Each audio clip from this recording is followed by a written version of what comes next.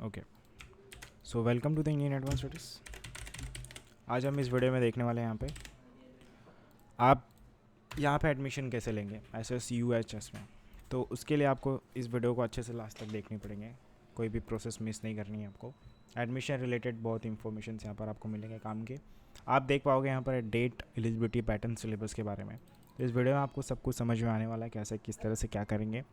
Application form release होगी तो उसमें क्या करने पड़ेंगे, एलिजिबिलिटी है, आप एलिजिबल हो गए तो कहोगे कैसे, कितनी स्कोर कार्ड आपको चाहिए रहते हैं यहाँ पर अप्लाई करने के लिए। हर एक चीज़ें इन्फॉर्मेशन जो होगी रिलेटेड एडमिशन इस वीडियो के थ्रू आपको मिलने वाली है।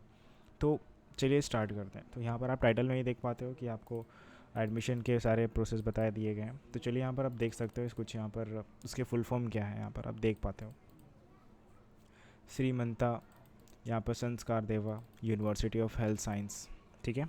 एप्लीकेशन विल बी रिलीज कब, अभी नहीं, तो उसके डेट आपको रिलीज़ किए जाएंगे, अभी नहीं होगा। तो उसके लिए आपको क्या करने पड़ेंगे, डेट कब रिलीज़ होंगे आपको भी नहीं पता, बट आपको क्या करने पड़ेंगे, चेक करने पड़ेंगे। कहाँ पे, इसका ऑफिशियल वेबसाइट पे अपडेट लेने के लिए। तो आपको पता तो रहेगा कि कब रिलीज़ होने वाली है। उसके लिए आपको चेक करनी पड़ेगी ऑफिशियल वेबसाइट किसकी, इसी की SSUHS, ओके।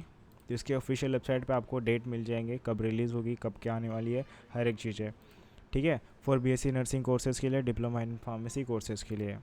तो यहाँ पर इसके लिए आपको एडमिशन लेनी होती है, ओके।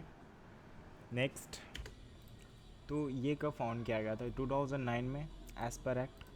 तो श्रीमंता शंकर देवा university of health science act 2007 में, ठीक है। अब यहाँ पर क्या है, यहाँ पर जो है बोला गया है कि आपका यहाँ पर जो सारे एडमिशन रिलेटेड प्रोसेस होंगे उसे देखने पड़ेंगे, जो इस वीडियो में आपको मिलने वाली है और इस आर्टिकल्स में सारे पता चलने वाले हैं कि कैसे क्या करने पड़ेंगे। तो इंपॉर्टेंट डेट्स के बारे में यहाँ पर आप स्टार्ट करते हैं। यहाँ से इंपॉर्टेंट डेट्स है, आपको इंपॉर्टेंट डेट पता होनी चाहिए हर एक इवेंट्स के, लाइक आपके एप्लीकेशन फॉर्म के लास्ट डेट क्या है, स्टार्टिंग डेट क्या है, एडमिट कार्ड क्या है, डेट ऑफ एंट्रेंस एग्ज़ाम का रिजल्ट के बारे में हर एक डेट्स यहाँ पर आपको मिल जाते हैं, ओके। नेक्स्ट यहाँ पर डेट्स है, और उसके बाद कौन से डेट में आपका क्या रिलीज़ होने वाला है। जैसे एप्लीकेशन फॉर्म है, वो कौन से डेट पे रिलीज़ मिलेगा, आपको कब मिलेगा, हर एक चीज़ के डिटेल्स यहाँ पर मिल जाते हैं, राइट।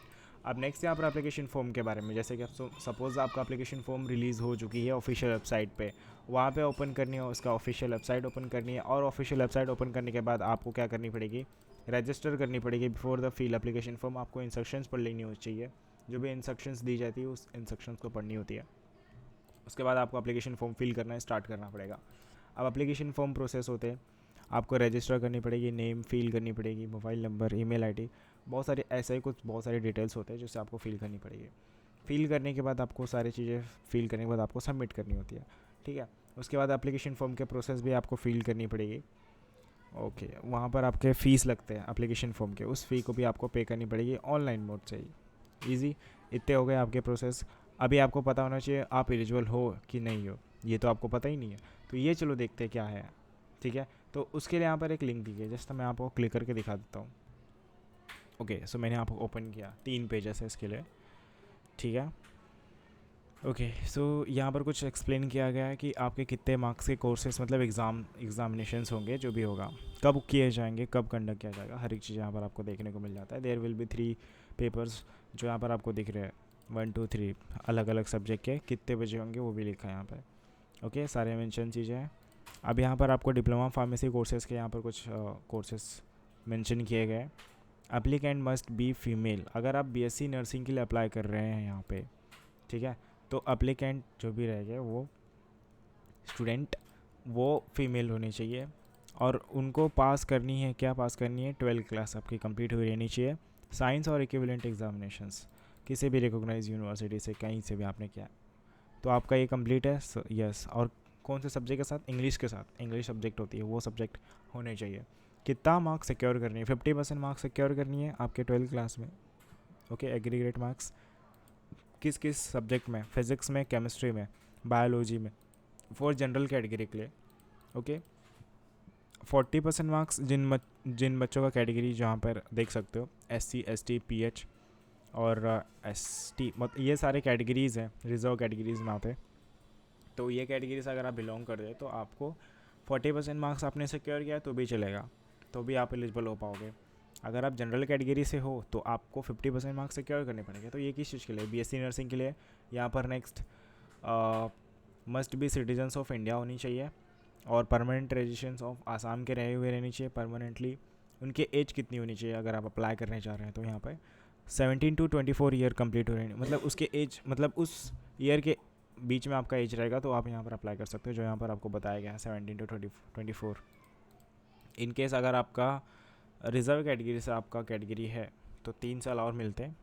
सपोज़ 17 साल से आपको 24 है ना जनरल के लिए, तो रिज़र्व कैटेगरी के लिए यहाँ पर 3 साल और ऐड कर दो, कितना हो गया 27। ठीक है, 27 तक आपको चांसेस है यहाँ पर अप्लाई करने को। फिर आपको यहाँ पर सीट्स भी आपको मिल जाएंगे, रिजर्वेशन सीट्स भी यहाँ पर होते हैं। ठीक है, अलग अलग के लिए। ठीक है, तो ये कुछ रूल्स है जो आपको पता होना चाहिए। और यहाँ पर एलिजिबिलिटीज़ जो मैंने आपको बताई ये फिक्स्ड, यही एलिजिबिलिटी चाहिए और कोई एलिजिबिलिटी नहीं चाहिए।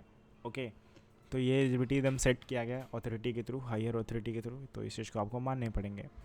अब डिप्लोमा इन फार्मेसी के लिए बोला गया, उसके लिए भी आप देख सकते हो बहुत सारे अलग अलग है क्या होने चाहिए। आपने 12th कंप्लीट किए रहने चाहिए, कौन से सब्जेक्ट में, फिज़िक्स केमिस्ट्री बायोलॉजी में, मैथ्स में भी यहाँ पर। ठीक है, एज कितनी होनी चाहिए, 17 साल से कम रहेगा तो आप नहीं कर पाओगे। ओके, तो यहाँ पर आप देख सकते हो ये सारे एजेस यहाँ पर फिक्स्ड हैं। ठीक है, चेंज नहीं है। तो अगर आप इस कोर्सेज में आप एडमिशन लेना चाहते हो तो उसके लिए एलिजिबिलिटी आप जो देख रहे हो वही एलिजिबिलिटी है जो सेट किया गया अथॉरिटी के थ्रू, ये एलिजिबिलिटी आपको माननी पड़ेगी। ठीक है, यहाँ पर बीएससी नर्सिंग के लिए भी सेम यहाँ चीज़ दिया हुआ है और डी फार्मेसी के लिए भी यहाँ पर आपको दिया हुआ है। ये कुछ इंपॉर्टेंस ही है जो आपको पता होना चाहिए, देखनी चाहिए आपको। ठीक है, तो ये आप यहाँ पर देख सकते हो। ओके, तो ये सारी चीज़ें थी एलिजिबिलिटी क्राइटेरिया। ओके, अब चलिए बात करते हैं यहाँ पे आगे प्रोसेस के बारे में। तो ये सारी एलिजिबिलिटी पढ़ने के बाद आपको पता चल गया होगा कि आप एलिजिबल हो या नहीं हो, किस चीज़ के लिए कितना एलिजिबल हो, सारी चीज़ें। फिर आप अप्लाई करो, कहाँ से, एप्लीकेशन फॉर्म प्रोसेस से स्टार्ट करनी है। उसके बाद आप देख सकते हो यहाँ पर एडमिट कार्ड है। एडमिट कार्ड तभी आपको मिल पाएगा जब आपने एप्लीकेशन फॉर्म फिल कर लिया है, उसके बाद एप्लीकेशन फॉर्म का फ़ी भी कंप्लीट कर लिया है, फ़ीस वगैरह सब पेड है, तो अब आपको एडमिट कार्ड मिल पाएगा। कहाँ से, ऑनलाइन मोड से, ऑफिशियल वेबसाइट के थ्रू आपको मिल जाएगा, वहाँ से आप देख सकते हो। ठीक है, और चलिए देखते हैं। फिर उसके बाद आपका क्योंकि एग्ज़ाम आने वाला है देयरफॉर आपको एडमिट कार्ड चाहिए होता है। ठीक है, तो ऑनलाइन मोड से आपको मिलेगा, वहाँ से आपको क्या करनी है, एडमिट कार्ड को डाउनलोड करनी है, प्रिंट आउट निकालनी है। प्रिंट आउट करने के बाद आईडी प्रूफ के लिए काम आता है एग्जामिनेशन हॉल में, देयरफॉर ये चाहिए होता है। नहीं ले जाएंगे तो आप एग्ज़ाम दे भी नहीं पाएंगे, बहुत इंपॉर्टेंट होता है। ठीक है, तो ओके, अब बात करते हैं रिज़ल्ट। रिज़ल्ट कब मिलेगा आपको, एग्ज़ाम हो गया, सपोज़ आपका एग्ज़ाम तो हो गया, अब एग्ज़ाम होने के बाद आपको रिज़ल्ट चाहिए। ठीक है, तो रिज़ल्ट जो ऑफिशियल वेबसाइट पे मिल जाएगी जब आपका एग्ज़ाम हो जाएगा, तो कुछ 2 या फिर 3 वीक या फिर 1 वीक के अंदर आपका जो है एग्ज़ामिनेशन होने के बाद आपका रिज़ल्ट को डिक्लेयर किया जाएगा ऑफिशियल वेबसाइट पे। वहाँ पर आप देख सकते हो, रिज़ल्ट को चेक कर सकते हो ऑनलाइन मोड से। रोल नंबर, एप्लीकेशन नंबर होता है, वो नंबर टाइप करके ही आप क्या कर पाओगे, अपना रिज़ल्ट को देख पाओगे, चेक कर पाओगे। तो स्कोर कार्ड में कितने आपके मार्क्स हैं आप देख लोगे, उसके बाद आपको पता चलेगा आपने मार्क्स कितना गेन किया है। ठीक है, उसके बाद आपका क्या होता है, ये मेरिट लिस्ट रिलीज़ होती है, जिस मेरिट लिस्ट में उसके बाद आपकी एडमिशन प्रोसेस होती है। जब आपकी पता चलता है रिज़ल्ट वगैरह, आपको पता चलने के बाद आपकी मेरिट लिस्ट रिलीज़ होती है जो ऑफिशियल वेबसाइट पे आपकी कर दी जाएगी। वहाँ पे आप देख पाओगे कि आपका नाम अगर मेरिट लिस्ट में आया हुआ है, आप देख पा रहे हो, तो आपको आगे क्या करना है अभी।